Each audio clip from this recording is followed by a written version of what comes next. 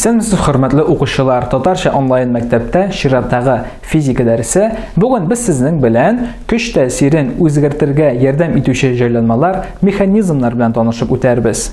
Әйдәгез аларны карап үтик. Гади механизмнарга рычаг һәм аның аерым төрләре, блок, шыгыр, авыш яссылык һәм аның аерым төрләре, шөй, винт керә. Һәм күпчелек очракларда механизмнарны көчтән отыш алу өчен, ягъни җисемнәргә тәэсир итүче көчләрне арттыру өчен кулланалар.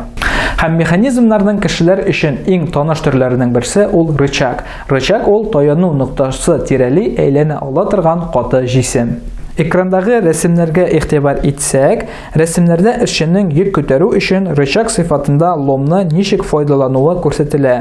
Эшче беренче очракта ломның очына баса, икенче очракта исә аны күтәрә. Һәм әлеге алымнарны кулланып без көнкүрештә рычагсыз күтәрә алмаган җисемнәрне күтәрә алабыз. Киләсе рәсемдә рычагның схемасы сурәтләнгән. Таяну ноктасы һәм рычагка тәэсир итә торган көч юнәлгән туры арасындагы иң кыска ераклык көчнең иңсәсе дип атала. Бирелгән рәсемдә F1 көченең иңсәсе OA, F2 көченең иңсәсе OB. Һәм рычагка тәэсир итүче көчләр, әлеге көчләрнең иңсәләренә кире пропорциональ зурлыкта булсалар, рычаг тигезләнеш хәлендә була.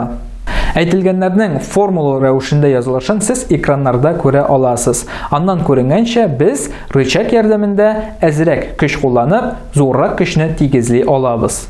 Рычагның ничек эшләгәнен аңлау өчен кичкенә генә мәсьәлә дә шишеп китик. Димәк, эшче рычаг ярдәмендә 240 кг массалы плитаны күтәрә. Рычагның кыскарак иңсәсе 0,6 метр булса, 2,4 метр озынлыктагы иңсәгә ул нинди көч куя.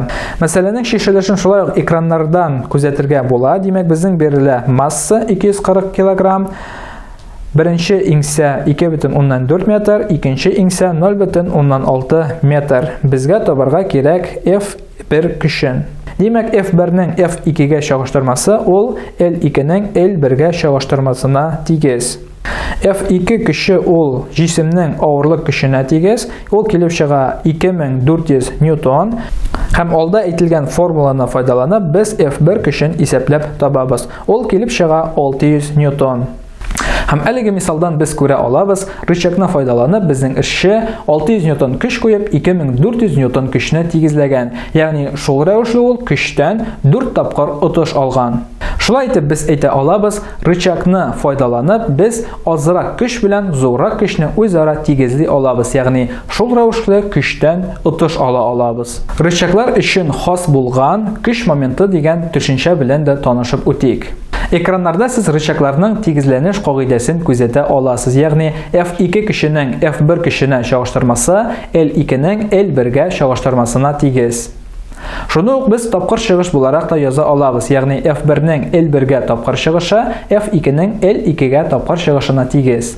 Җисемне әйләндерүче көч модуленең аның иңсәсенә тапкыр чыгышын көч моменты дип атыйлар. Ул M хәрефе белән билгеләнә.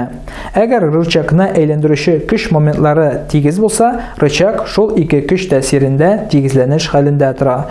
Бу кагыйдә моментлар кагыйдәсе дип атала. Көч моменты берәмлеге итеп иңсәсе 1 метрга тигез булган 1 ньютон көч тудырган көч моменты алына. Бу берәмлек ньютон метр дип атала. Көч моменты көчнең тәэсирен тасвирлый һәм көч моментының бер үк вакытта көчнең модуленә дә, иңсәнең озынлыгына да бәйле булуын күрсәтә. Рычагның тигезләнеш законын блокка карата куллану турында да сөйләшеп үтик. Кузгалмас блок ул күчәре беркетелеп куелган һәм йөкне күтәргәндә үзе күтәрелми дә, төшми дә торган блок. Шул ук вакытта күчмә блок көчтән 2 тапкыр отыш алырга мөмкинлек бирә. Әлеге блокның ничек эшләгәнен карап үтик. Экраннардан сез күрә аласыз, OA кисемтәсе ул P көченең иңсәсе, OB F көченең иңсәсе. Шул ук вакытта OA OB-ның яртысына тигез. Ягъни көчнең иңсәсе йөкнең иңсәсеннән 2 тапкырга зуррак. Һәм нәкъ менә көчнең иңсәсе йөкнең иңсәсеннән 2 тапкырга зуррак булганлыктан, күчкемә блок безгә көчтән 2 тапкырга отыш алырга мөмкинлек бирә. Шулай ук экраннарга игътибар итегез. Тормышта гадәттә кузгалмас һәм күчмә блоклар берләшмәсен кулланалар. Кузгалмас блок бары тик уңайлылык өчен генә кулланыла, ул көчтән отыш бирми, ләкин көчнең тәэсир итү юнәлешен үзгәртә. Мәсәлән, йөкне җирдән басып торган хәлдә күтәрергә мөмкинлек бирә. Күчмә блоклар һәм рычаглар ярдәмендә көчтән без отыш алабыз дигәч, үзеннән-үзе шундый сорау туа. Без әзрәк эш белән зуррак эшне дә тигезли алабызмы? Ягъни эш башкарганда шулай ук без үзебез өчен берникадәр отыш ала алабызмы? Экранда күчмә блок һәм рычаг өчен көчләрнең һәм юлларның чагыштырмасы китерелә. Биредә күрелгәнчә F1 көченең F2-гә чагыштырмасы S2-нең S1-гә чагыштырмасына тигез. Ягъни F1 көченең S1-гә тапкыр чыгышы F2 көченең S2-гә тапкыр чыгышына тигез. Ягъни бу күрсәтә, без мәсәлән көчтән 2 тапкыр отыш алсак, шул ук вакытта без 2 тапкыр зуррак юл үтәргә тиеш булабыз. Һәм шул рәвешле безнең башкарылган эшләребез шул ук кала. Ягъни күчмә блокта, рычагта безгә эш ягыннан отыш алырга мөмкинлек бирми. Көчтән ничә тапкыр отыш алсак, юлдан шул кадәр без оттырабыз. Безнең эш юктан бар булмый, бардан юк булмый. Һәм бу кагыйдәне механиканың алтын кагыйдәсе дип атыйлар. Шулай итеп, хөрмәтле укучылар, без сезнең белән чираттагы физика дәресендә гади механизмнар, рычаглар һәм блоклар механизмнары белән танышып үттек. Инде дәресебезнең беренче өлешен шуның белән тәмамлыйк. Хәзергә практик өлешкә күчик.